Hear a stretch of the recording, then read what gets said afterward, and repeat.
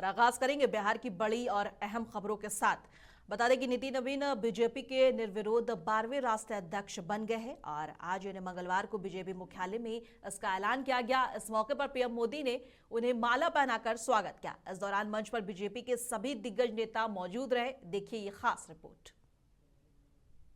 हम सब जोर से तालियों के साथ नितिन नवीन जी आगे बढ़ो, नितिन नवीन जी आगे बढ़ो, भारतीय जनता पार्टी जिंदाबाद। बीजेपी मुख्यालय में सोमवार को अध्यक्ष पद के चुनाव हुए।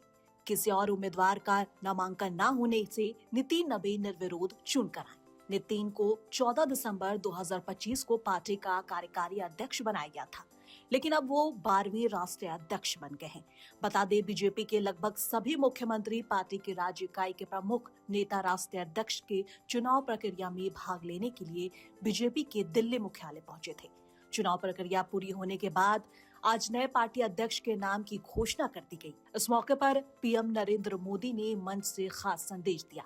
पीएम मोदी ने मंच से खिताब करते हुए कहा कि मैं बीजेपी का कार्यकर्ता हूं और अब नितिन नवीन मेरे बॉस हैं और मैं इनका कार्यकर्ता। अब ये मेरे काम का भी आकलन करेंगे। हमारे यहाँ अध्यक्ष बदलते हैं, लेकिन आदर्श नहीं बदलते। नेतृत्व बदलता है, लेकिन दिशा नहीं बदलती। आज सुबह दिल्ली की कई मंदिरों में माथा टेकने के बाद नितिन नवीन ने बीजेपी मुख्यालय का रुख किया। नितिन नवीन ने अपना पदभार ग्रहण किया। नई दिल्ली स्थित बीजेपी के मुख्यालय में वरिष्ठ नेताओं का जमावड़ा के बीच नितिन नवीन की ताजपोशी हुई। इस दौरान पीएम मोदी से लेकर गृह मंत्री अमित शाह, रक्षा मंत्री राजनाथ सिंह समेत कई राज्यों के मुख्यमंत्री भी शामिल रहे। राष्ट्रीय अध्यक्ष बनने के बाद नितिन नवीन ने बीजेपी ऑफिस में मंच से अपना पहला भाषण दिया। भाषण के दौरान नितिन नवीन ने बीजेपी के उन कामों का जिक्र किया जिसके नाम पर बीजेपी अपने राज्य को भुनाती आई है। मैं आज के दिन माननीय प्रधानमंत्री जी के इस सबके साथ और सबके विकास के इस नारे को फलीभूत होता देख रहा हूं। हम लोगों ने लंबे समय से कुछ नारे को, भाजपा के कार्यकर्ता, हमारे जनसंकाल के कार्यकर्ता लगातार कुछ नारे को गढ़ते थे। रामलल्ला हम आएंगे, मंदिर वहीं बनाएंगे, जहां हुए बलिदान मुखर्जी वो कश्मीर हमारा है, एक देश में दो विधान, दो प्रधान, दो निशान नहीं चलेगा। साथियों, आज भाजपा के कार्यकर्ताओं ने वो कालखंड देखा जब अयोध्या का भव्य राम मंदिर का मार्ग प्रशस्त हुआ। आज जम्मू कश्मीर की जनता ने 370 धारा से मुक्ति का दौर देखा। आज सांस्कृतिक व राष्ट्रवाद की विचारें और मजबूत हो रही हैं। साथियों, मुझे याद है अब वो समय जब हम लोग आज श्रीनगर के लाल चौक पर तिरंगा लहराते देखते हैं तो गर्व की अनुभूति होती है। हमने वो दौर भी देखा था जब पाकिस्तान के झंडे लहरा रहे थे और दिल्ली की सरकार बैठकर मौन बैठी थी उस समय।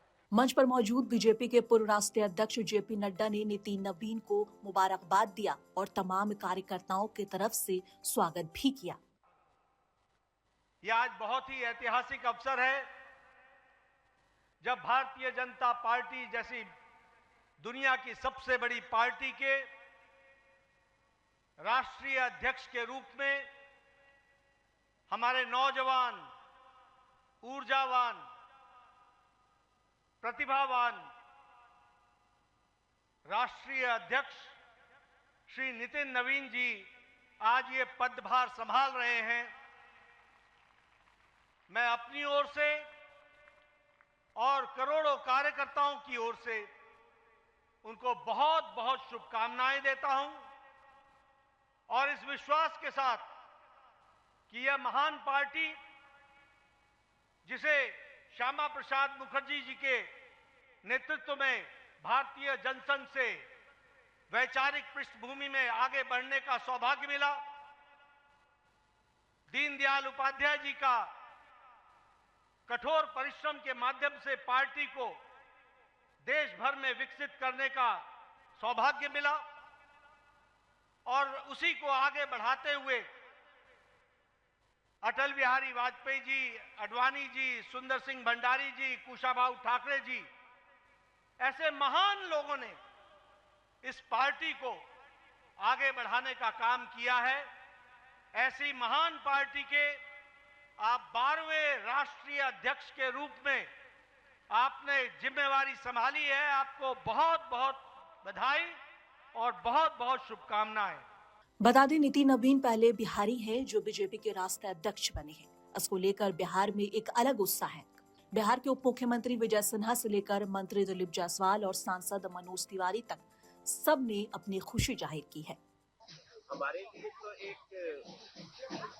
बहुत बड़ी खुशी की बात है, क्योंकि पहली बार कोई बिहार का व्यक्ति राष्ट्रीय अध्यक्ष बना भारतीय जनता पार्टी से। अभी बिहार ने इतना बड़ा विजय दिया, तो जो भारतीय जनता पार्टी को बहुत प्यार देता है, उसको कैसे सम्मान देती है भारतीय जनता पार्टी, इसका एक एग्जाम्पल है। और एक युवा के हाथों में अब भारतीय जनता पार्टी की बागडोर है, और ये हम सब के लिए बहुत खुशी का दिन है और एक बहुत बड़ा इशारा है कि हमारी भारतीय जनता पार्टी युवाओं के हाथ में। युवा अध्यक्ष युवाओं के मन के अंदर युग बदलने का एक नया संकल्प साकार करने का, एक प्रेरणा प्रदान करने का, एक नए उत्साह उमंग के साथ आज भारतीय जनता पार्टी सामूहिक नेतृत्व की पार्टी है। और सामूहिक नेतृत्व जब निर्णय लिए तो लोग स्वीकार ही नहीं किया, उसका स्वागत कर रहा है। और यही भारतीय जनता पार्टी की विशेषता है। भारतीय जनता पार्टी पूरी तरह से लोकतंत्रीय वातावरण में विश्वास करता है। इस वर्ष की उम्र में ये मौका भारतीय जनता पार्टी के शीर्षस्थ नेतृत्व और राष्ट्रीय परिषद ने दिया है कि आज वो राष्ट्रीय अध्यक्ष बनने जा रहे हैं। भारतीय जनता पार्टी आने वाले समय में नए जनरेशन युवाओं की सोच को और पार्टी के विचारधारा से जोड़ना चाहती है। इस मौके पर बिहार के नए प्रदेश अध्यक्ष संजय सरावगी ने कहा कि बिहार के नितिन नवीन अब पूरे देश के नितिन हो गए हैं और बिहार वासियों के लिए ये ऐतिहासिक क्षण है। नितिन नवीन जी होने वाले हैं, तो एक एक कार्यकर्ताओं आज पूरे देश में उत्साहित है। विशेषकर बिहार में तो आज अभी होली आने वाली है। होली और दीपावली साथ में मनता है। रंग अबीर पटाखे गुलाल मिठाइयां कल से ही पूरे बिहार में बट रही है। नितिन नवीन बीजेपी के अध्यक्ष तब बने हैं जब बीजेपी ऐतिहासिक रूप से बहुत मजबूत है। आज बीजेपी के 240 लोकसभा सीटें हैं और 21 राज्यों में बीजेपी या उसकी अगुवाई वाले गठबंधन एनडीए की सरकार है।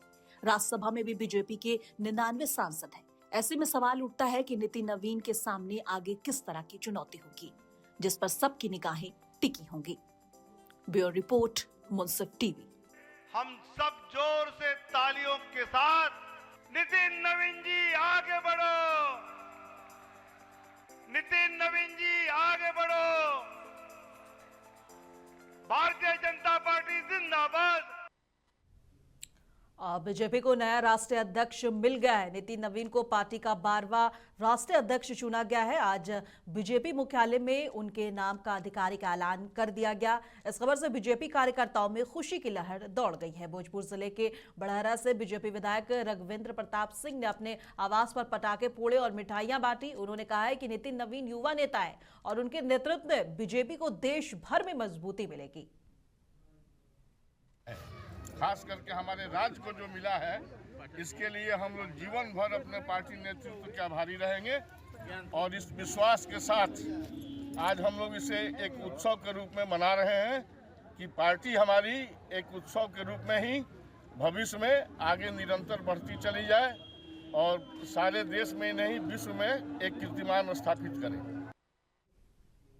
मुख्यमंत्री नीतीश कुमार समृद्धि यात्रा के दौरान आज गोपालगंज पहुंचे। इस दौरान मुख्यमंत्री सैकड़ों करोड़ की योजनाओं का शिलान्यास भी किया और इस दौरान सीएम नीतीश ने जनता को संबोधित करते हुए उन्हें अपनी सरकार की उपलब्धियां भी गिनाई। सीएम नीतीश इस दौरे इस दौरान अपने सांसद को फटकार भी लगाते दिखे और इस दौरे को महज औपचारिक कार्यक्रम नहीं बल्कि जमीनी हकीकत का जायजा लेने वाली सियासी कवायद के तौर पर देखा जा रहा है। मुख्यमंत्री ने सबसे पहले बतरदेव बांध का निरीक्षण कर जल संसाधन और सिंचाई व्यवस्था की नब्ज टोली और उसके बाद अधिकारियों से बांध की स्थिति, सुरक्षा और भविष्य की योजनाओं पर विस्तृत जानकारी ली गई। और इस दौरान मुख्यमंत्री ने मंच से खिताब करते हुए विपक्ष पर और लालू सरकार पर जमकर हमला बोला।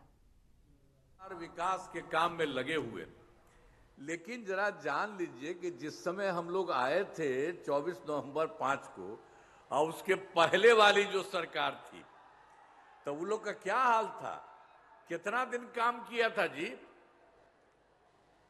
आज 7 महीना में तो एगो हट गया था तो अपना पत्नी को बनवा दिया था। तो इसीलिए उस समय जो कुछ भी हुआ था कुछ काम हुआ था, कोई काम नहीं किया था वो लोग। पहले क्या स्थिति, पहले बहुत बुरा हाल था और लोग शाम के बाद घर से बाहर नहीं निकलते थे। आप जान लीजिए उनके टाइम में शाम के बाद घर से बाहर नहीं निकलते थे। याद करिए कैसी स्थिति थी उन लोगों के समय में। और समाज में कितना विवाद होता था, कितना हिंदू मुस्लिम झगड़ा होता था। पढ़ाई का क्या हाल था, बहुत कम बच्चे पढ़ते थे, बहुत कम पढ़ाई होती थी।